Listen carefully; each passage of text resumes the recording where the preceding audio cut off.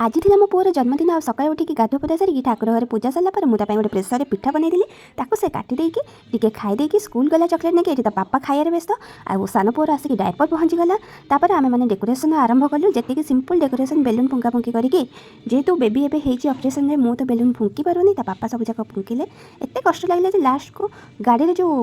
Pressure दिया हुए से मेसीन से बेलून को फुलेवा आरंभ कले जहाँ कष्ट मस्ट सब जगह बेलून तक फुलेकी थोइले और मुझे बांधी बुंदी डेकोरेट कली सिंपल डेकोरेशन कलापर बाबू आमर थकीगले एत बेलून फुकिले बाबू ये थकिकी पूरा हालिया होगी बसले संध्या बेलू पुअर सांग मैंने आसिले केक कटाला पिज्जा सैंडविच आ जहाँ चिप्स जूस खीरी पूरी तरकारी सब है सांग मैंने खाइले और केक काटले बहुत मस्ती मजा कले।